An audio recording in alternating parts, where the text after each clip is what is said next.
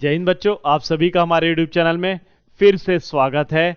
तो दोस्तों, हम लोग जो है लास्ट लेक्चर में पार्ट ए में जो है हम लोग देखे कि हेनरी फ्योल कौन है, और एफ डब्ल्यू टेलर जो है एक नाम मैंने बताया। वहाँ पे कुछ हेनरी फ्योल के 14 प्रिंसिपल देखे, प्रिंसिपल्स का मीनिंग हम लोग पढ़े, उनके कंट्रीब्यूशन देखे।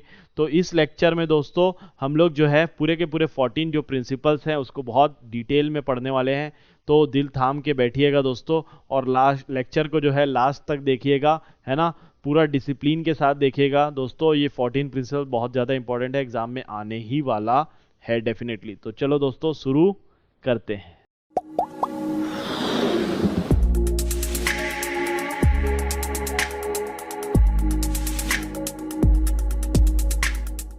तो सबसे पहला जो है डिवीजन ऑफ वर्क। क्या है दोस्तों? Division of work. The object of division of work is drive benefit from specialization. तो डिवीजन ऑफ वर्क मतलब क्या है पता है?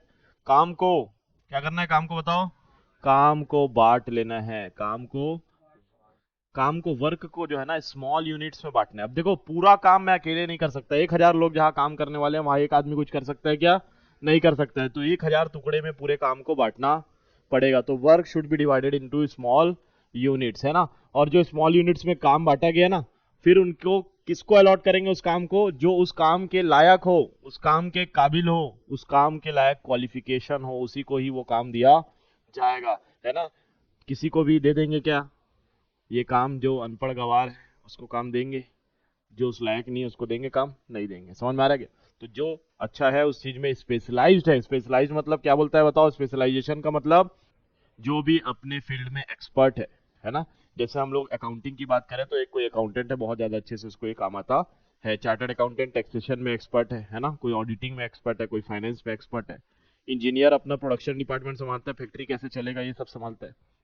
और वो गार्ड भाई जो बाहर बैठे रहते हैं वो तो गार्ड ही है, वो अपना काम बढ़िया करता है। तो सब लोग अपने अपने काम में माहिर होते हैं, और हम लोग को सबको अपने अपने काम में माहिर बनवाना भी है। समझ में आ रहा है क्या? जैसे जैसे हमारे जो काम है, जो भी हम लोग काम बांटे हैं उस पे लोग स्पेशलाइज होते जाएंगे, तो हमारे कंपनी के लिए वो बेनिफिट होगा। समझ में आ रहा है? तो हमारे पास एम्प्लॉय बहुत अच्छे हो जाएंगे, ठीक है। The various function of management like planning, organizing, coordination, control can not be perform by single proprietor, a group of director, and they may be interested to specialize in the related fields. तो क्या बोल रहा है भैया बताओ कि काम को बांटना जरूरी है, बहुत सारा काम हो नहीं सकता। ये देखो सेल्स आ गया, तो दे दूं क्या सेल्स किसी को? प्रियांश सेल्स रख ले, तू सेल्स संभाल, ठीक है। अपने को लोड नहीं आना चाहिए सेल्स का, ठीक है ना। गौरव भाई परचेज संभालो। आप क्या संभालो? परचेज संभालो, है ना। प्रोडक्शन कौन संभालेगा? प्रोडक्शन कोई काबिल आदमी रहना चाहिए वहां पे, डिसिप्लिन वाला। कोई है यहाँ पे? कोई दिख ही नहीं रहा है मेरे को। तो यशवंत भाई पूरा का पूरा प्रोडक्शन निपटाने वाला है, यशवंत भाई, है ना। तो हम लोग अभी खतरे में आ चुके हैं, है कि नहीं। तो अलग अलग काम को अभी क्या किया मैं? बांट दिया। वो भी स्पेशलाइज्ड लोग को, वैसे नहीं है इन लोग लेकिन फिर भी स्पेशलाइज्ड अपन मान के चल रहे हैं। तो पहला क्या पढ़े बताओ हम लोग? कौन सा? Division of work. Authority and responsibility. Responsibility एक दिन अपने को भी जीवन में रिस्पॉन्सिबल बनना पड़ेगा, है ना। अपन लोग कई सारा रील देखे ना, रिस्पॉन्सिबल हो जाता है तो सुबह से शाम काम करना पड़ता है। जब जीवन में रिस्पॉन्सिबिलिटी बढ़ जाती है तो रात दिन मेहनत करना पड़ता। तो यही वही वाला सिलसिला ही है ना। तो आपको बहुत सारा रिस्पॉन्सिबिलिटी दे दिए, ठीक है। अब आपके घर में जो है आपको कमाना जरूरी है। आपके घर में कमाना जरूरी है आपको, क्योंकि आपके घर में इनकम कम है। आपको लग रहा है आप रिस्पॉन्सिबिलिटी आप समझ पा रहे हो, लेकिन घर वाले जो है आपको इजाजत नहीं दे रहे हैं। समझ में आ रहा है? अथॉरिटी आपको कमाने की नहीं दे रहे हैं। बोलो बेटा अभी पढ़ लो, हम लोग कैसे भी करके अरेंज करेंगे, है कि नहीं। तो ऐसा ही होता है ना हर घरों में, है ना। बहुत सारे घरों में ऐसा ही होता है, 99% केसेस में, है कि नहीं। तो आप लोगों को रिस्पॉन्सिबिलिटी के साथ साथ अगर अथॉरिटी नहीं देंगे तो आप लोग कमाने जा पाओगे क्या? नहीं जा पाओगे। तो फ्योल बाबा क्या बताया यहाँ पे कि अथॉरिटी के साथ साथ रिस्पॉन्सिबिलिटी दोनों भी बराबर होना चाहिए। हम लोग इसके अंदर एक और एग्जांपल देखते हैं। क्या एग्जांपल है दोस्तों? जिसमें कि जब मैनेजर ने एक प्रोडक्शन वाले को टारगेट दिया 1000 गुड्स बनाने का, है ना। 1000 गुड्स बनाने का उसने प्रोडक्शन मैनेजर को टारगेट दे दिया, लेकिन उसके साथ साथ रिस्पॉन्सिबिलिटी तो दे दिया लेकिन अथॉरिटी नहीं दिया। इसका मतलब क्या होने वाला है? अगर वो गुड्स कम पड़ पाए, स्टॉक में जो रॉ मटेरियल रखा हुआ है वो अगर कम हो जाएगा, तो फिर उसके 1000 गुड्स टाइम से बन नहीं पाएंगे। वो ऑर्डर कर पाएगा क्या? कॉल करके 400 और मंगा दो? क्योंकि उसके पास अथॉरिटी नहीं है, इसलिए वो ऑर्डर नहीं कर पाएगा। बात समझ में आ रहा है क्या, है ना।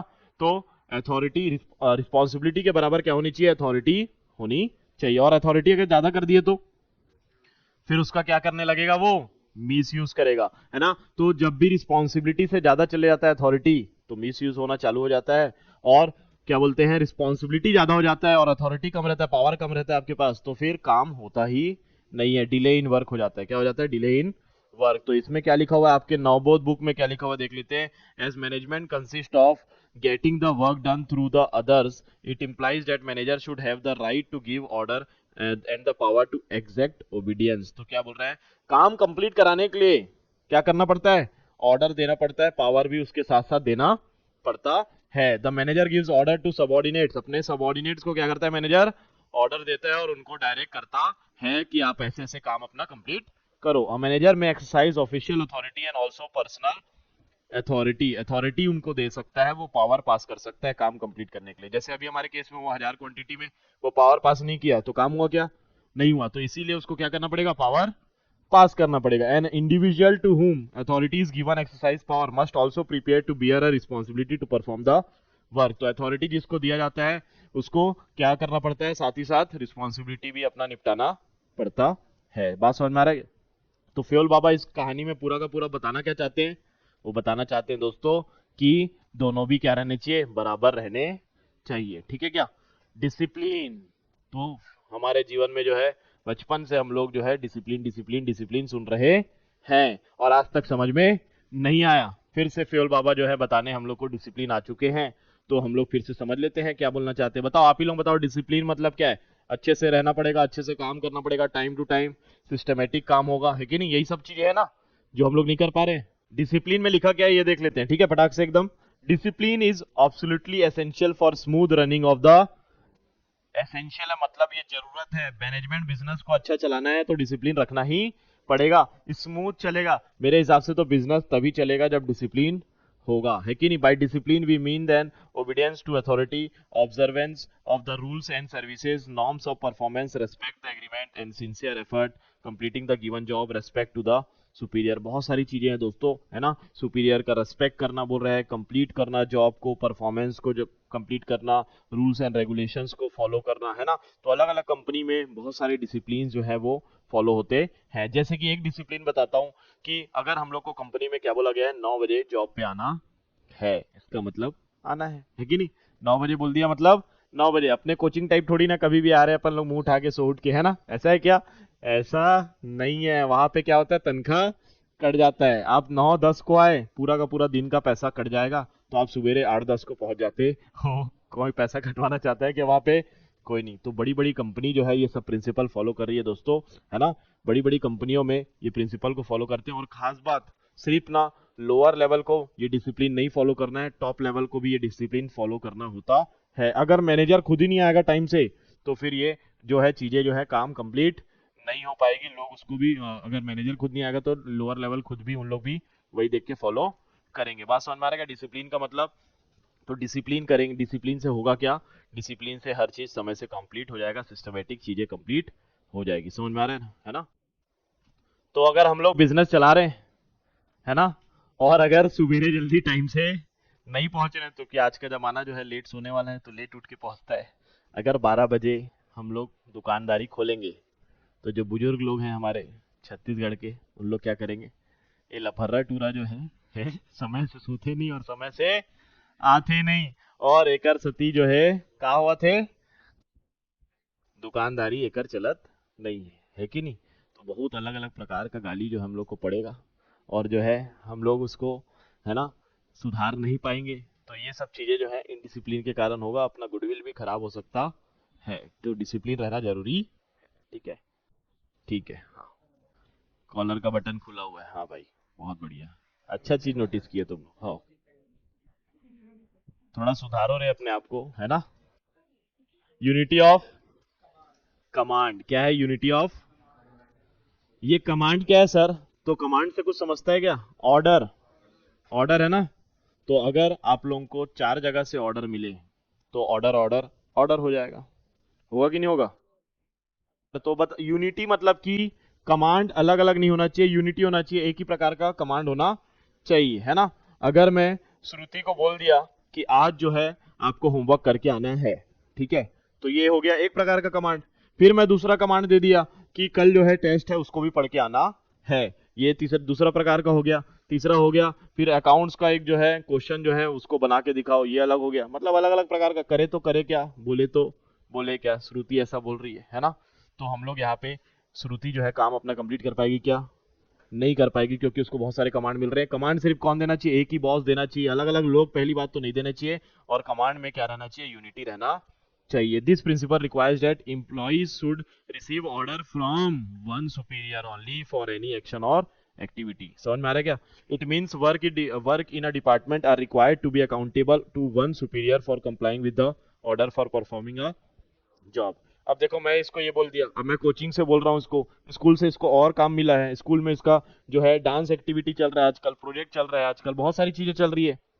तो अब ये दो जगह से ऑर्डर मिल रहा है तो कंफ्यूजन हो जाएगी, और किसको जवाब देगी, ये सब चीज दिक्कत आ जाएगा। समझ में आ रहा है बात, है ना? अकाउंटेबिलिटी का दिक्कत आ जाएगा दोस्तों। अकाउंटेबिलिटी मतलब क्या है, जवाबदेही। क्या किसी ना किसी को तो जवाब देना पड़ता है ना, अपने बॉस को जवाब देना पड़ता है कि नहीं देना पड़ता है? तो multiplicity of command leads to a misunderstanding and confusion in the enterprises. तो बहुत सारे लोग अगर ऑर्डर देंगे तो क्या होगा दोस्तों, कंफ्यूजन होगा। क्या होगा, कंफ्यूजन होगा। देखो यहाँ पे एक एग्जांपल हम लोग बनाए हैं जिसमें क्या होता है, जिसमें एक बंदा जो है बहुत सारे लोगों को क्या कर रहा है, कमांड कर रहा है। लेकिन इसका कमांड बहुत सही है क्योंकि एक पर्टिकुलर अलग अलग लोगों को क्या कर रहा है, ये कमांड कर रहा है। लेकिन यहाँ दो लोग बैठे हैं, दो लोग मस्ती चल रहा है यहाँ पे जीवन में, अलग अलग कमांड कर रहे हैं। तो बताओ करे तो करे क्या, है ना? तो दिक्कत में आ जाएंगे एम्प्लॉइज। दो लोग अलग अलग अलग कमांड करेंगे तो किस बॉस का पहले काम कंप्लीट करें, ये दिक्कत हो जाएगा। अकाउंटेबिलिटी बता नहीं पाएंगे, मिसअंडरस्टैंडिंग हो जाएगा, कंफ्यूजन हो जाएगा। समझ में आ रहा है सबको? देखो ये बंदा दिख रहा है आप लोग को सबको, तो ये जो है प्रोडक्शन मैनेजर है कंपनी का। ये अपने कंपनी के लेबर लोग को ऑर्डर दे रहा है, या ये अपने कंपनी के लेबर लोग को बोल रहा है कि जल्दी जल्दी काम करो, हम लोग को क्वांटिटी जो है स्पीड से बनानी है ना? ये ऐसा बता रहा है क्योंकि इसको बॉस इसको बोला था, ठीक है? तो जो अब ये सब लेबर लोग क्या करना चालू करेंगे, स्पीड से काम करना चालू कर देंगे, ठीक है? अब ये बंदा दिख रहा है इधर साइड में जो है, नहीं दिख रहा है बेटा वहां पे, फिर भी वो है। समझ में आ रहा है क्या? तो इस बंदे ने क्या बोल रहा है लेबर लोग को, ये बोल रहा है कि जल्दी जल्दी काम मत करो, धीरे काम करो, क्योंकि मेरे पास जो ऑर्डर आया उसमें क्वालिटी भी मेंटेन करना है। तो देखो एक प्रोडक्शन मैनेजर ऑर्डर दे रहा है और एक सेल्स मैनेजर ऑर्डर दे रहा है। तो इससे क्या होगा, लेबर लोग जो हो जाएंगे कंफ्यूज हो जाएंगे। क्या हो जाएंगे, कंफ्यूज हो जाएंगे, और मिसअंडरस्टैंडिंग पैदा हो जाएगा इनके बीच में। सबको समझ में आ रहा है क्या, है ना? तो ऐसे करने से यूनिटी ऑफ कमांड जब नहीं रहता है तो दिक्कत बहुत सारी हो जाती है, मिसअंडरस्टैंडिंग हो जाता है, कंफ्यूजन हो जाता है, और अकाउंटेबिलिटी नहीं होता है। अब जो लेबर लोग जो सेल्स मैनेजर को जो है अपना अकाउंटेबिलिटी मतलब जवाबदेही दें कि जो है प्रोडक्शन मैनेजर को दें, है ना? तो यहाँ पे बहुत बड़ा दिक्कत हो जा रहा है, यूनिटी ऑफ कमांड। तो इसके बाद नेक्स्ट प्रिंसिपल हमारा क्या है दोस्तों, यूनिटी ऑफ डायरेक्शन। अब यूनिटी ऑफ डायरेक्शन, चलो आप लोग को एक इमेज दिखा देता हूँ। देखो सबके सब कहाँ जा रहे हैं, एक ही दिशा में जा रहे हैं। इसका मतलब जो है पूरे कंपनी का जो है, पूरा कंपनी का टारगेट जो है सेम गोल रहता है, एक ही ऑब्जेक्टिव रहता है, और सबके सब वही जाने चाहिए, अलग अलग दिशा में नहीं जाना। तो हमारा पिकनिक का डिसाइड हुआ है कि अगर हम लोग गोवा जाने वाले, कहाँ जाने वाले, गोवा जाने वाले, तो एक जन पहुंच गया कहीं पे कसोल पहुंच गया, एक जन दार्जिलिंग चले गया, एक जन केरला चले गया। तो बताओ दोस्तों ऐसे में जो है हमारा पिकनिक सक्सेसफुल हो पाएगा क्या? जो हमारा ऑब्जेक्टिव था वो सक्सेसफुल नहीं हो पाएगा। डायरेक्शन क्योंकि सबके अलग अलग हो गए। पिकनिक नहीं बेटा, पढ़ाई में ध्यान देना इधर। It means there should be one plan for a group activities having a same objective. तो एक ही हेड होना चाहिए, एक ही बॉस होना चाहिए, और सबका एक ही प्लान होना चाहिए, सबका एक सेम ऑब्जेक्टिव होना चाहिए। While unity of command is concern with the functioning of personal, unity of direction is concern with the functioning of body corporate. तो फंक्शनिंग यूनिटी ऑफ जो कमांड है वो किसके ऊपर बात करता है, पर्सनल्स के मतलब एम्प्लॉयज की बात करता है। यूनिटी ऑफ डायरेक्शन मतलब कि पूरी की पूरी कंपनी की बात करता है। किसकी बात करता है दोस्तों, कंपनी की बात करते हैं। द डिपार्टमेंट एंड सब department comprising the business concern, तो बिजनेस कंसर्न के बारे में बात करते हैं। यूनिटी ऑफ डायरेक्शन मतलब कि पूरी कंपनी जो है किस तरफ जा रही है, गोवा नहीं रे। यूनिटी ऑफ डायरेक्शन मतलब कंपनी जो सेम ऑब्जेक्टिव की तरफ जा रही है। कहाँ जा रही है, सेम ऑब्जेक्टिव की तरफ। नेक्स्ट हमारा जो है फ्यूल बाबा जो बताए हैं, priority to common interest. Common interest मतलब क्या होता है, देखो अभी आप लोग को एक एग्जांपल दिखाता हूँ। ये जो है, ये बंदा जो है अपना जीवन में जो है बहुत आगे बढ़ना चाहता है, बहुत पैसा कमाना चाहता है। तो इसका ये क्या है, इंडिविजुअल इंटरेस्ट है। क्या है ये, इसका इंडिविजुअल इंटरेस्ट है। और हर आप लोग जो जितने भी यहाँ पे बैठे हो सब लोग का अलग अलग इंडिविजुअल इंटरेस्ट है। सबको पैसा कमाना है, किसी को और कुछ चाहिए, है ना? तो ये इंडिविजुअल, अच्छा इन लोग का इन लोगों को पैसा नहीं कमाना है क्या? इन लोगों को ही पैसा कमाना है, लेकिन साथ ही साथ इन लोग पैसा तो कमा रहे हैं लेकिन ग्रुप के लिए, कंपनी के लिए भी काम कर रहे हैं, इसीलिए इसको क्या बोला जा रहा है? जनरल इंटरेस्ट बोला जा रहा है। समझ में आ रहा है क्या सबको? तो देखो यहाँ पे क्या लिखा हुआ है, मतलब कि पहला तो पैसा कमाना है हम लोग को अपने लिए, तो मैनेजर का काम क्या है? जो भी इंप्लॉइज को जो इंडिविजुअल इंटरेस्ट है, उस इंटरेस्ट को ऐसे कुछ उसको दो, जैसे कि उसको बोनस दे दिया, मैं थोड़ा एक्स्ट्रा पैसा दे दिया, बोनस दे दिया, तो अब उसका कंपनी में भी, कंपनी के गोल की तरफ उसका टारगेट बढ़ चुका है और वो जीवन में आगे बढ़ रहा है और कंपनी भी आगे बढ़ रही है। तो मैं क्या किया, एक इंडिविजुअल इंटरेस्ट का जो है, एक इंडिविजुअल इंटरेस्ट को मैं कहा लेके आ गया, कॉमन इंटरेस्ट में लेके आ गया। पढ़ते हैं दोस्तों, खत्म करते हैं इसको। In a business concern the interest of one employ और a group of employ should not prevail over the common interest. तो कंपनी का जो ऑब्जेक्टिव है उसके ऊपर इन लोग का इंटरेस्ट नहीं आना चाहिए, है ना, and should not block the fulfilment of general goals of business concern.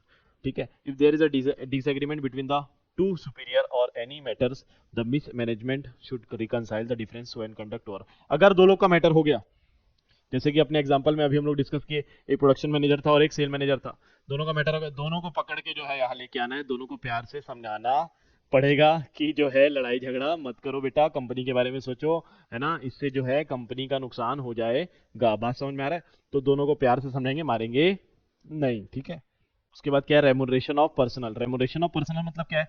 Personal मतलब कि एम्प्लॉय हो जाते हैं, है ना। तो देखो, अरे ये पैसा ही पैसा आ गया, क्या आ गया दोस्तों? पैसा ही पैसा। रेमुनरेशन मतलब कि हम लोग को क्या चाहिए, हर एक एम्प्लॉय को क्या चाहिए बताओ मेरे को? सबको सैलरी चाहिए, सबको सैलरी चाहिए, और कैसा सैलरी चाहिए? सबसे ज्यादा सैलरी चाहिए। लेकिन हमारी सोच जो है, मार्केट में जो सोच है वो क्या रहती है लोगों की, कि अगर किसी को मान लो 50,000 रुपये पे करना है, कितना पे करना चाहिए? जो कि वो एक चार्टर्ड अकाउंटेंट है तो उसको एक 50,000 रुपये पे करना चाहिए हम लोग को। लेकिन हम लोग क्या चाहते हैं, उसको 30,000 25,000 में रख ले, है ना, पैसा अपना बचा ले और उससे काम बहुत ज्यादा करवा ले। लेकिन उस कंडीशन में एम्प्लॉय क्या करते हैं, क्योंकि मजबूरी है बेचारे की, कहीं काम नहीं मिल रहा है अगर मान लो, तो उसको काम करना पड़ेगा, है ना। तो काम करने के मजबूरी में वो 25,000 की काम करता है, लेकिन उसका वो उतना ज्यादा एफर्ट और उसका उतना ज्यादा मन नहीं रहता, वो जल्दी से जल्दी दूसरा काम खोज लेगा। तो यहीं पे फ्यूल बाबा हम लोग को ज्ञान देके चले गए कि ऐसा सोच रखने वाले जो है जीवन में आगे, कंपनी में आगे नहीं बढ़ा सकते, कंपनी को आगे नहीं बढ़ा सकते, उन लोग को फेयर रेमुनरेशन देना चाहिए, तब जाके एम्प्लॉयज जो है मोटिवेटेड होंगे, है ना। तो उनको 50,000 पे करो और एम्प्लॉयज को मोटिवेट करो, तो धीरे धीरे आपकी कंपनी आगे बढ़ेगी। The remuneration should be paid, that is paid to the personal should be fair as far as possible, effort satisfaction both by personnel and the firm. Employees are paid decent wages, will have a high moral and their efficiency. तो जहाँ पे अच्छा payment होता है वहाँ पे moral भी high रहता है। तो बड़ी बड़ी एमएनसी कंपनी में जो पैसा कमाते हैं तो लोगों का मोरल भी हाई रहता है भाई, पेमेंट भी अच्छा है इसीलिए, है कि नहीं। तो ओवरऑल क्या होता है, जो एम्प्लॉयज है वो सेटिस्फाई हो जाता है। और इसमें दूसरा चीज भी ध्यान में रखना है कि फर्म कितना पैसा रखती है अपने पास, वो कैपेबल है कि नहीं पे करने के लिए, है कि नहीं। तो दोनों चीजों को यहाँ पे ध्यान में रखना है। ठीक है, नेक्स्ट, सेंट्रल और डिसेंट्रलाइजेशन क्या होता है? तो जैसे कि मोदी जी जो है वो प्राइम मिनिस्टर है, तो वो जगह जगह जाके हर एक छोटे छोटे जो सड़क है या फिर जो ब्रिज है वो सब जाके बनवा नहीं सकते, कुछ पावर उनको अपने पास ही रखना पड़ता है। बात समझ में आ रहा है? लेकिन हर पावर वो अपने पास नहीं रख सकते, बात समझना, है ना, क्योंकि ये छोटे छोटे काम वो करवाते रहेंगे तो बड़े बड़े काम कौन करेगा, है कि नहीं। तो सेंट्रलाइजेशन और डिसेंट्रलाइजेशन का मतलब क्या है, कुछ जो इंपॉर्टेंट चीजें हैं वो जो है अपने पास मोदी जी रख लेंगे, और जो है कुछ जो चीज डेलीगेट किया जा सकता है, जो चीज बांटा जा सकता है आगे, है ना, पावर्स को, उसको क्या कर दिया जाएगा, डेलीगेट कर दिया जाएगा, उसको बोलते हैं डिसेंट्रलाइजेशन। क्या बोलते हैं उसको? डिसेंट्रलाइजेशन बोलते हैं, है ना। तो पंचायत तक के सोचो पैसा जो है बढ़ता है। एक शहर में तो आता है विधायक के रूप में, या फिर उसको बोलेंगे विधायक के बाद एमएलए, है ना, एमएलए और एमपी दो होते हैं ना। तो एमपी लोग के पास पैसा आएगा हर एक स्टेट के लिए, हर एक जो भी स्टेट में जितने भी एमपी होंगे उसके हिसाब से। उसके बाद जो है पंचायत में, जो गांव में जो पंचायत होते हैं उनके तक पैसा पैसा जाता है। तो कितना बड़ा डिसेंट्रलाइजेशन सिस्टम चल रहा है, चल रहा है कि नहीं चल रहा है कि नहीं। ऐसे ही अगर हम लोग बात करें, बड़ी हमारे इंडिया के जो बड़े बड़े बिजनेसमैन हैं जैसे कि अंबानी जी हैं, तो अंबानी जी जो है हर चीज अंबानी जी संभालते हैं क्या? कौन संभालता है? नीता अंबानी, है ना। तो नीता अंबानी हेड है ना भैया। तो ध्यान देना, फिर राधिका मर्चेंट संभालने वाली ये सब चीज, ये बात बोले एकदम दिल की, है ना। तो मैनेजमेंट जो है टॉप लेवल अपने पास कुछ चीजें रखेगा, मेन इंपॉर्टेंट चीजें अपने पास रखेगा, और बाकी जो दूसरों को जो डेलीगेट किया जा सकता है, अथॉरिटी को बांट दिया जा सकता है, उसको आगे बढ़ा देगा। सही भी है ना। हर चीज अपने पास रखेगा तो कितनी सारी कंपनी, पागल हो जाएगा आदमी, इतने सारे क्वेश्चंस आएंगे कि पागल हो जाएगा। एक लेबर आएगा, है ना, अंबानी जी के पास, बोलेगा जो है सर वो ना पाना नहीं मिल रहा है, पाना नहीं मिल रहा है, टूल्स नहीं मिल रहे हैं, टूल बॉक्स नहीं मिल रहा है। तो फिर अंबानी जी बोलेगा रुक जुगाड़ करवाता हूँ, ऐसे में तो अंबानी जी क्या हो जाएंगे, पागल हो जाएंगे। अपने यहाँ रिचार्ज नहीं हुआ तो फोन लगाया, अंबानी जी रिचार्ज नहीं हो पा रहा है, क्या सर्वर चल रहा है आपका, सही करो इसको, तो वो क्या हो जाएंगे। इसीलिए क्या करते हैं वहां पे बताओ, कुछ इंपॉर्टेंट चीजों को सेंट्रलाइज किया जाता है और कुछ चीजों को if subordinates are given more role, क्या बोल दिया, subordinates are given more roles and importance in the management and organization in the firm, it is decentralization, whereas if there are given a less role and importance, it is a centralization। तो जो नीचे काम कर रहे हैं उन लोग को ज्यादा महत्व दे दिया, ज्यादा रोल दे दिया, उनको ज्यादा काम दे दिया, इसका मतलब क्या हो गया, डिसेंट्रलाइजेशन हो गया। सेंटर पे रखेंगे हर चीज नहीं, अब सबको काम बांट दिए ना, तो क्या हो गया, डिसेंट्रलाइजेशन। और अगर सबका सब पूरा का पूरा सेंटर पे, मतलब कि पूरा मेन रोल किसका है, टॉप लेवल का, सबऑर्डिनेट को कोई रोल नहीं दिए, तो क्या कहलाएगा, centralization. Management has to decide the degree of centralization and decentralization of deceive authority on the basis of nature and circumstances। तो फ्योल बाबा बोले कि ध्यान से जो है काम को बांटना, सेंट्रलाइजेशन में कुछ इंपॉर्टेंट काम रखना और डिसेंट्रलाइजेशन में कुछ काम रखना। समझ में आ रहा है सबको, है ना, क्लियर है picture, centralisation decentralisation. Scalar chain, scalar chain क्या होता है, तो principle means the change of superior of the और the line of the authority highest executive to the lowest.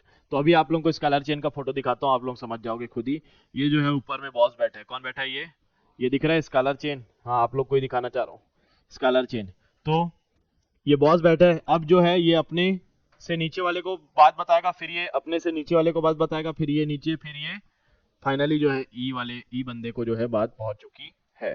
तो स्केलर चेन मतलब क्या है पता है, फ्यूल बाबा बोले कि इधर उधर का मस्ती मत करना, सिर्फ जो है कम्युनिकेशन जब करना कंपनी में तो वो एक चेन को फॉलो करके ही कम्युनिकेशन करना। समझ में आ रहा है क्या, मतलब टॉप लेवल अपने से लोअर लेवल वाले को बताते चले जाएगा, है ना, समझ में आ रहा है सबको। और अगर इससे ये डिपार्टमेंट है, एक डिपार्टमेंट ये है और एक डिपार्टमेंट ये है, दिख रहा है क्या आप लोग को, तो अगर यहाँ से ई वाले को आई से बात करना है तो आप डायरेक्ट बात नहीं कर सकते, आपको पूरा एक राउंड लगाना पड़ेगा। ये देखो ऐसे राउंड लगाना पड़ेगा,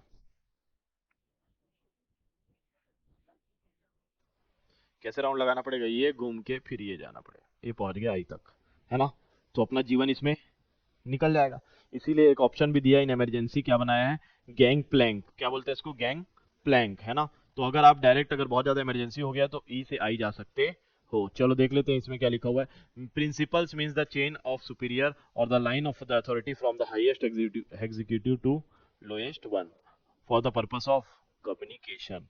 तो बात करना है ना हम लोग को, तो बात करने के लिए कहाँ से कहा जाएंगे बताओ, हाईएस्ट टू लोएस्ट सुपीरियर, है ना। It state that the superior subordinate relation and the responsibility of superior in relation subordinate at various level. तो ये क्या बताता है, अलग अलग लेवल बताता है, ठीक है। According to the principle order communication should pass, order या कम्युनिकेशन कैसे पास होगा बताओ, proper channel of authority along the scalar chain. तो स्केलर चेन से ही वो जो है अथॉरिटी और पावर बटेगा। तो मैं डायरेक्ट अपने लोअर लेवल वाले को बता दूंगा क्या, चलिए काम कर, टॉप लेवल वाला वो नहीं बताएगा, क्यों, क्या फॉलो करते हैं कंपनी बड़ी बड़ी, स्केलर चेन फॉलो करते हैं।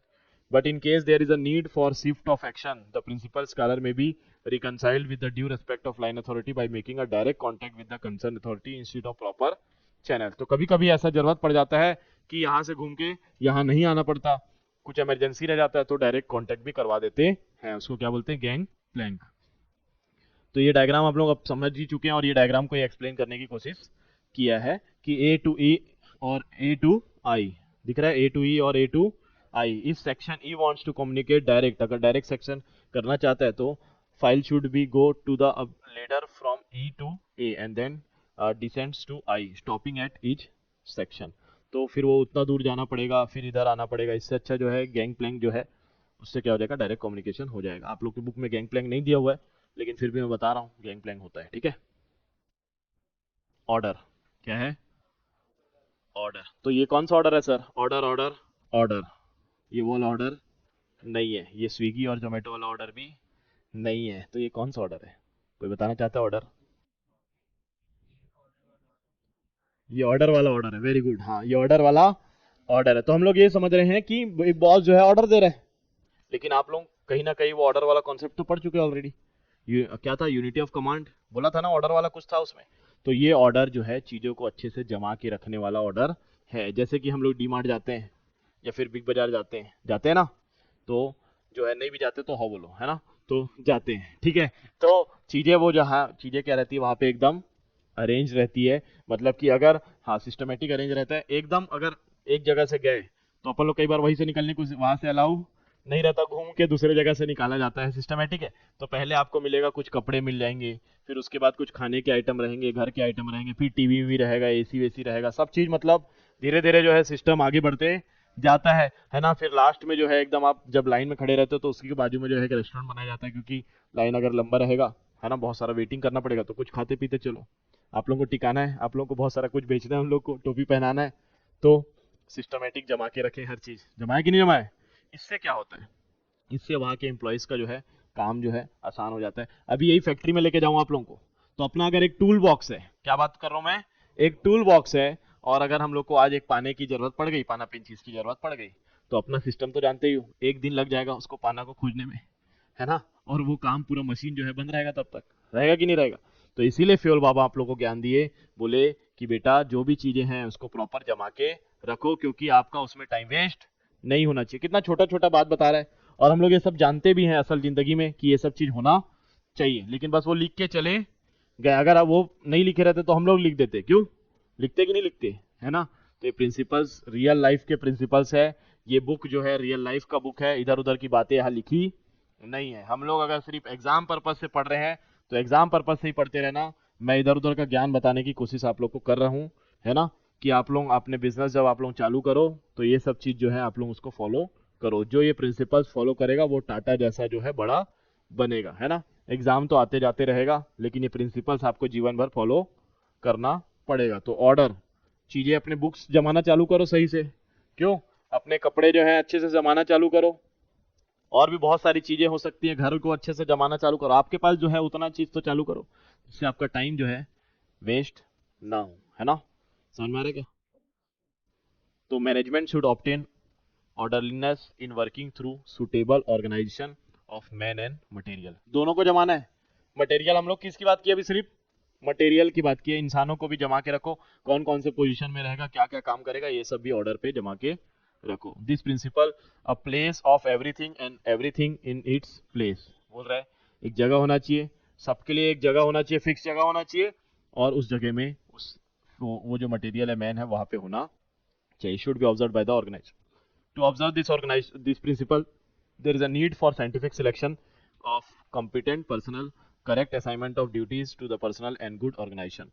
तो इसको करने के लिए आपको समझ होनी चाहिए कि अच्छे डिसीजंस ले पाए, कॉम्पिटेंट पर्सनल्स वहां पे रख पाए, मतलब कि अच्छे लोग को सही जगह पे रख पाए। किसी गधे को अगर कोई अच्छे काम पे लगा दिए तो पूरा कंपनी डूब जाएगा कि नहीं डूब जाएगा। तो वहां पे जो है साइंटिफिक सिलेक्शन की जरूरत होती है।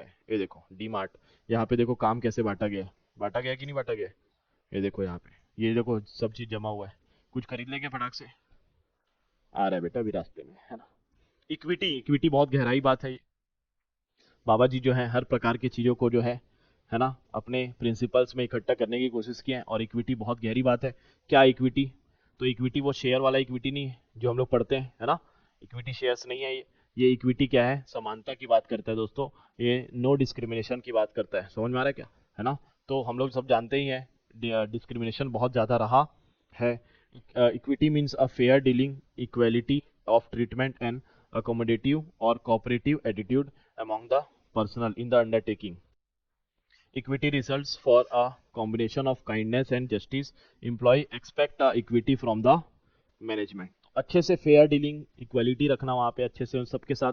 जैसे कि अगर मैं जो है क्लास में ही अगर भेदभाव करूँ, किसी को अच्छे से बहुत फेयर डीलिंग करूँ, मतलब बहुत अच्छे से बात करता हूँ उससे, उसको क्वेश्चन वोश्चन बताता हूँ और दूसरे को नहीं बताता हूँ, तो ये गलत हो जाएगा, ये इक्वालिटी यहाँ पे जो है टूट जाएगा। तो जो है दूसरे बच्चे लोगों को है जो भेदभाव लगेगा। स्कूल में ऐसा होता है, जो आगे के 4 बच्चे बैठते हैं उन लोग के साथ जो अलग टाइप का मैडम जो है, मैडम सर लोग बिहेव करते हैं, और पीछे वाले लोग को अलग, तुरंत क्लास में आए, उठो तुम लोग चलो क्लास से बाहर, हम लोग को तुरंत क्लास से भगा देते थे, है कि नहीं। तो ऐसा होता है कि नहीं, पार्शियलिटी। अच्छा उन लोग को मार्क्स भी ज्यादा मिलते हैं क्योंकि मैडम का कहीं ना कहीं पार्शियलिटी रहता है, इक्विटी वहाँ पे नहीं होता है। तो मैडम जब भी ये पढ़ाएगी या सर पढ़ाएंगे, है ना, तो मैडम, मैं तो मानता हूँ कि मैडम ही पढ़ाएगी आप लोगों को, है ना। समझ में आ रहा है, हाँ ठीक है। तो मैडम जो है अगर आप लोगों को पढ़ाएगी तो मैडम को बता देना, इक्विटी रखना मैडम, है ना, प्रिंसिपल फॉलो करना, हम लोग को पढ़ाते हो ना अच्छे से, बाइज्जत जो है इक्विटी फॉलो करना। तो equity ensure the healthy industrial relationships and between the management and labour which is essential for the successful working of the. तो इक्विटी अगर समानता रहेगा, है ना, जातिवाद वहां पे नहीं रहेगा, लैंग्वेज बैरियर नहीं रहेगा, इक्वलिटी रहेगा, जेंडर बैरियर, जेंडर इक्वलिटी नहीं रहेगा, समझ में आ रहा है, तो सब चीज अच्छे से चलेगा। और जो इम्प्लॉय है वो फुल मोटिवेटेड रहेगा, भाई अपना कंपनी बहुत जोरदार है ना, इसके लिए तो मैं 100% देने के लिए रेडी हूँ और ये जॉब मैं छोड़ के कहीं भी नहीं जाऊंगा, समझ में आ रहा है क्या। और उसके साथ भेदभाव होगा तो वो रहेगा क्या वहाँ पे। भेदभाव हमारे देश में बहुत शुरुआत से चलते आ रहा है ना, बहुत सारी चीजें हैं इसके बारे में बहुत बात कर सकते हैं, लेकिन हमारे पास जो है अभी इक्विटी में बहुत सारा, उस टॉपिक में एक अलग वीडियो बनाया जाएगा, ठीक है। तो अब पता नहीं हमारे पीपीटी वाले जो है क्यों सुंदर पिचाई और मंडेला जी का फोटो लगाएं इक्विटी में, इनके साथ कुछ भेदभाव हुआ है क्या। तो इससे जो है आप लोग को एक पॉइंट बताना चाहता हूँ कि देखो वहाँ पे फॉरेन कंट्रीज में जो है कैसे इक्वल ट्रीट किया जा रहा है। हम लोग इंडियंस लोग वहाँ पे जा रहे हैं फिर भी सीईओ तक के पहुँच जा रहे हैं, क्यों। भेदभाव, यहाँ पे कोई अगर जो है दूसरे जात का या फिर दूसरे देश का कोई आ जाएगा तो उसको हम लोग आगे बढ़ने से रोक देंगे, है ना। इक्वलिटी रहेगा क्या वहाँ पे, नहीं। लेकिन वहाँ पे जो है इतना बढ़िया सिस्टम चल रहा है, सीईओ मतलब टॉप लेवल तक पहुंच जा रहे हैं इंडियंस वहाँ पे। तो हम लोग खुश होते हैं बहुत देख के, लेकिन वहाँ का सिस्टम अलग है, वहाँ सबको सबका साथ सबका विकास एक्चुअल में चल रहा है। हमारे ब्रिटेन के, इंग्लैंड के, है ना, यूनाइटेड किंगडम के जो है अभी प्राइम मिनिस्टर रहे इंडिया के ओरिजिन वाले, क्या नाम था उनका, ऋषि सुनक, सुनक नाम था ना। तो सब लोग पोस्ट डाल रहे थे, इन्फ्लुएंसर लोग पोस्ट डाल रहे थे, देखो इंडिया का दबदबा है पूरे देश में, पूरी दुनिया में, है ना। लेकिन जो इन्फ्लुएंसर बोला वो हम लोग को अच्छा लगा, बढ़िया बात था, लेकिन दूसरा पहलू जो उसका वो बताया नहीं वो, कि यूनाइटेड किंगडम में जो है मतलब कि जो ब्रिटेन की सरकार थी, वहाँ के लोग कितने ज़्यादा उन लोग समझदार होंगे जो कि अपने क्रिश्चियंस लोग को छोड़ दिए, ब्रिटेन के जो एक्चुअल लोग को छोड़ दिए और एक हिंदू इंसान को जो है प्राइम मिनिस्टर बनाए। हमारे इंडिया में ऐसा हो सकता है क्या। हमारे इंडिया में तो एक दलित व्यक्ति को भी प्राइम मिनिस्टर नहीं बनाया जाएगा, एक मुसलमान व्यक्ति को भी प्राइम मिनिस्टर नहीं बनाया जाएगा। बात समझ में आ रहा है क्या। ये सच बात है भाई, इसके लिए आप लोग को थोड़ा सा सोच को बड़ा करना पड़ेगा। इक्वेलिटी की बात आती है तो यहाँ पे, है कि नहीं। तो बहुत बड़ी बातें हैं ये सब में। स्टेबिलिटी बताता हूँ मैं, सेकंड प्रिंसिपल इसके बाद का। स्टेबिलिटी मतलब क्या बोलता है ये, सरकारी नौकरी में मस्त स्टेबिलिटी रहता है, इसीलिए जो है उन लोग, हर दुनिया जो है सरकारी नौकरी पाना चाहती है। स्टेबिलिटी मतलब कि आपको कोई भगा नहीं सकता, आपका काम छूटेगा नहीं, आपको सस्पेंड कर देंगे फिर 1 महीने बाद रख लेंगे, है ना, या फिर आपका ट्रांसफर कर देंगे, उससे ज्यादा कुछ नहीं होगा। तो मस्त आराम चल रहा है जीवन में, सरकारी नौकरी में कोई टेंशन नहीं है, समझ में आ रहा है, क्योंकि आपको कोई भगा ही नहीं सकता। आप 10 बजे का 11 बजे जा रहे हो, ज्यादा ज्यादा थोड़ा बहुत बोलेंगे, उससे ज्यादा क्या ही होगा, भगा सकते हैं कि आपको। स्टेबल है एकदम। तो एम्प्लॉय जो है, पूरी दुनिया जो है सरकारी नौकरी पाना चाहती है। तो स्टेबिलिटी आप भी अपने कंपनी में रखो, तो आप सब लोग क्या हमारी कंपनी में जॉब करना चाहेंगे, चाहेंगे कि नहीं चाहेंगे। बार बार लोगों को भगाओ मत काम से। देखो आपको मैं सिखाया, मैं प्रियांश को काम में रखा 2 महीने सिखाया, फिर जो है इसको भगा दिया। तो भैया ये 2 महीने सिखाया यहाँ, और ये काम कहाँ करेगा, दूसरे के यहाँ, समझ में आ रहा है क्या। यहाँ काम कर पाएगा क्या, नहीं करेगा। तो इससे किसका नुकसान हुआ, मेरा नुकसान हुआ ना। तो स्टेबल रखो भाई, ज्यादा लोगों को भगाओ मत। In order to motivate the workers show the keen interest in their work and it is necessary that they should assure the security of job by the management. तो उसको क्या एश्योर करना है हम लोग को, सिक्योरिटी ऑफ जॉब, है ना। In the fear of insecurity of job and domicile sweat, then the worker moral and performance is adversely affected। तो अगर उसको डर रहेगा, है ना, उसको डर रहेगा कि मेरा काम जाने वाला है, तो वो रोज काम में ध्यान लगाएगा क्या, काम में ध्यान उसका लगेगा नहीं, इधर उधर ध्यान लगेगा, है कि नहीं, और वो काम कर नहीं पाएगा। फर्दर दिस वे में result in a large percentage of labour turnover. इसके कारण टर्नओवर बढ़ जाएगा। क्या टर्नओवर, वो सेल वाला टर्नओवर नहीं, जैसे प्रियांश को हटाया फिर दूसरे को लग गई, तीसरे चौथा पांचवा, ऐसे 100 लोग को एक साल में हटा दिया, तो टर्नओवर बढ़ते जा रहा है कि नहीं, किसका, इंप्लॉइज का टर्नओवर बढ़ते जा रहा है।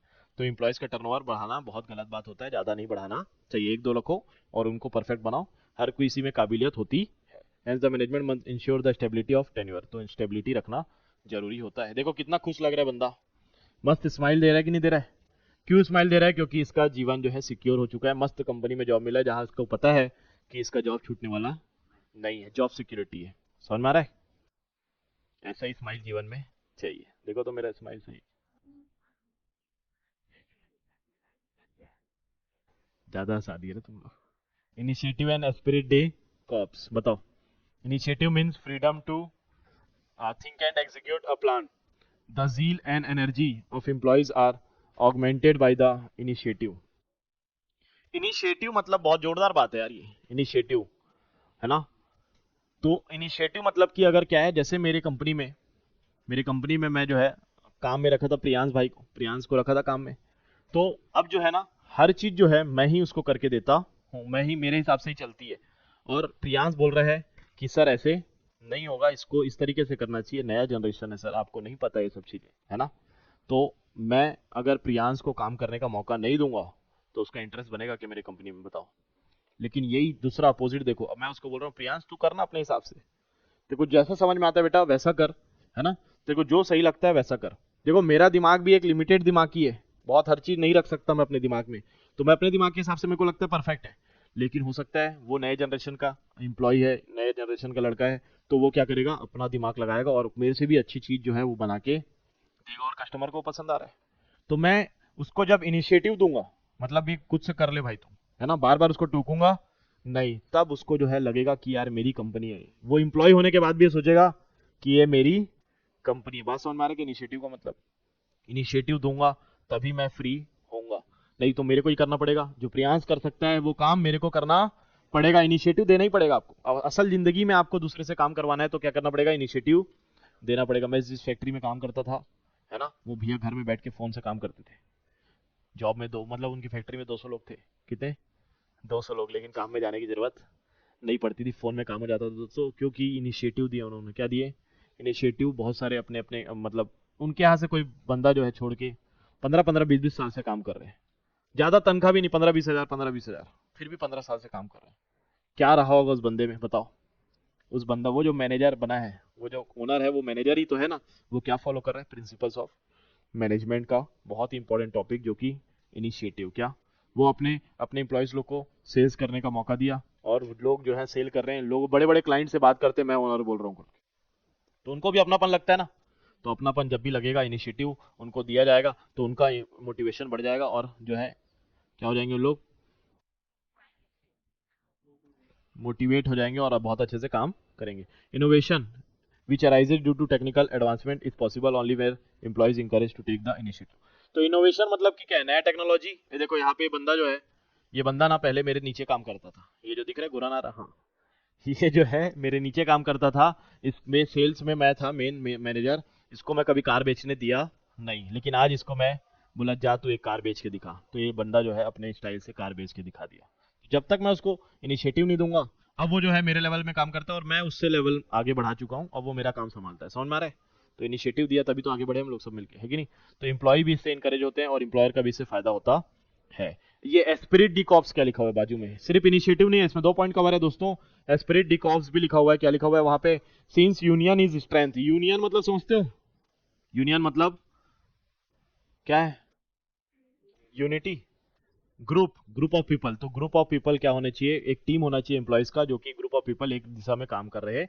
Only when all personnels pull together as a team there is a scope of realizing objectives of concern. The management should not follow the policy divide and rule and should strive to maintain the unity of staff. देखो यहाँ पे सब लोग हाथ जोड़ के एकदम मिलजुल के काम कर रहे हैं। तो ग्रुप एक साथ काम करता है तो स्ट्रेंथ बढ़ जाता है कंपनी का, और कंपनी आगे बढ़ जाती है, समझ में आ रहा है। तो लास्ट हमारा जो है वो है कोऑर्डिनेशन ऑफ मैनेजमेंट।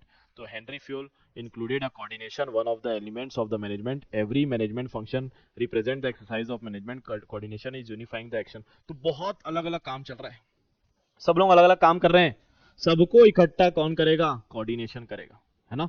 अगर कोई प्रोडक्शन कर रहा है, कोई सेल्स कर रहा है सब, और कोई परचेज कर रहा है, तो वो सबको इकट्ठा कौन करने वाला है, कोऑर्डिनेशन। ताल से ताल मिलाना ही पड़ेगा, समझ में आ रहा है क्या, ताल से ताल मिलाएंगे तभी जाके हमारा कंपनी आगे बढ़ेगा। The orderly arrangement of group efforts to provide unity of action in the pursuit of the common purpose. तो सब यूनिटी रहना चाहिए एक्शन में, है ना, सब लोग मिलके काम करना चाहिए। सिर्फ और सिर्फ किसके थ्रू पॉसिबल है, कोऑर्डिनेशन के थ्रू पॉसिबल है। तो लास्ट में जो है हमारा कंक्लूजन क्या बताता है, fuel assume that what ever the size of the enterprises in if these 14 principles are followed, then that enterprises will be in the path of progress in the short run, and this principle can be implemented in the social personal life apart from business। देखो क्या बोल रहा है, मैं बहुत बार बार बताया, बाबा जी मानते हैं कि ये 14 प्रिंसिपल जो भी फॉलो करेगा उसका जो है बिजनेस आगे बढ़ना चालू हो जाएगा, और अपने बिजनेस नहीं अपने रियल लाइफ में भी इसको फॉलो किया जा सकता। He opened also administrative study centre in Paris, Paris में एक स्टडी सेंटर भी ओपन किए। फ्यूल प्रिंसिपल्स दो come under the criticism हुआ इनका is being implemented in many organization with some modification, hence it can be safely concluded that his principles are vague even today। मतलब क्या बोल रहा है कि बहुत लोग क्रिटिसिज्म किए, बोले ये सही नहीं है, सही बात नहीं बता रही, बहुत सारी चीजें बोले होंगे, लेकिन फिर भी बहुत सारे लोग जो है थोड़ा बहुत मॉडिफिकेशन करके इसको फॉलो कर ही लेते हैं। तो बहुत ही अच्छी अच्छी बातें बताए हैं फ्यूल बाबा ने। कितने बताए हैं? 14 प्रिंसिपल्स बताए हैं। तो दोस्तों हम लोग जो है अपने प्रिंसिपल्स खत्म कर चुके हैं। अब फटाक से जो है इसको याद भी करना है। 14 के 14 प्रिंसिपल्स याद करना इतना आसान नहीं है, इसीलिए मैंने एक मेमोरी टेक्निक बनाया है दोस्तों। देखते हो 14 principles: division of work, authority and responsibility, discipline, command, direction, common interest, remuneration, central, scholar order, equity, टेनवर, stability, initiative, coordination. तो अलग अलग प्रकार के 14 प्रिंसिपल्स हम लोग बहुत अच्छे से पढ़े। तो इसका मेमोरी टेक्निक क्या है? मेमोरी टेक्निक होता क्या है? तो मेमोरी टेक्निक से हम लोग चीज़ों को याद रखते हैं। हम हर एक जो लेक्चर्स रहेंगे उसमें आप लोग को मैं मेमोरी टेक्निक भी प्रोवाइड करूंगा, जिससे आप चीज़ों को याद रखो और अपने कॉपी में इसको लिख लेना, ठीक है। तो मेमोरी टेक्निक क्या है? डेड आई एम डेकोर मतलब कुछ चीज सजाना होता है ना। Date I am set decor set of CG principles. तो हम लोग छत्तीसगढ़ में पैदा हुए हैं, छत्तीसगढ़ के निवासी, सीजी बोर्ड की बात करते हैं तो सीजी प्रिंसिपल्स लिख दिया मैं। तो मेमोरी टेक्निक क्या है? Date I am decor set of CG principles, date I am decor set of CG principles. Date से DAD, डेट से बताओ पहला, डी से डिवीजन, ए से अथॉरिटी है ना, और डी से डिसिप्लिन। क्या है? डी से डिसिप्लिन। डेड खत्म हो गया, division of work, authority and responsibility and discipline, तीन चीज खत्म हो गया। डेड आई एम आई से क्या है? आई एम मतलब आई से क्या है? इनिशिएटिव, और एम से क्या है? कोऑर्डिनेशन ऑफ मैनेजमेंट, ठीक है। तो अब डेकोर देख लेते हैं, डेकोर से क्या क्या है। तो डी से है डायरेक्शन, ई से है इक्विटी, और सी से है कमांड, और ओ से है ऑर्डर, और आर से है रेमुनरेशन। तो ऐसे करके हमारा डेकोर बन गया। बताओ डी से क्या है? डी से है डायरेक्शन, और ई से है इक्विटी, और सी से है कमांड, और ओ से है ऑर्डर, और आर से है रेमुनरेशन। तो इसके बाद जो है सेट लिखा हुआ है दोस्तों, एस और ई जो है छोटा है, मतलब उससे कोई भी मेमोरी टेक्निक नहीं बना हुआ है, एस और टी से बस है। तो एस से है दोस्तों स्कालर चेन, और टी से जो है टेनवर है, मतलब स्टेबिलिटी जो पढ़े थे उसमें टेनवर लिख दिया हूं मैं, है ना, स्टेबिलिटी ऑफ टेनवर। लास्ट जो है सीजी, सी से क्या है? सी से है सेंट्रलाइजेशन, और जी से है ग्रुप गोल मतलब कि कॉमन इंटरेस्ट, ग्रुप गोल मतलब कि कॉमन इंटरेस्ट। तो हमारा मेमोरी टेक्निक क्या बना? Dead I am decor set of CG principles. तो इसमें प्रिंसिपल्स भी डालने की कोशिश किया हूँ आप लोग को समझाने के लिए, इसको लिख लेना कॉपी में याद रखने के लिए, ठीक है। कुछ एमसीक्यूज देख लेते हैं दोस्तों, है ना, ताकि जो है हम लोग अभी पढ़े हैं वो सब कंक्लूड किया जा सके। तो आप लोगों को क्या आ रहा है हम लोग टेस्ट करते हैं यहाँ पे।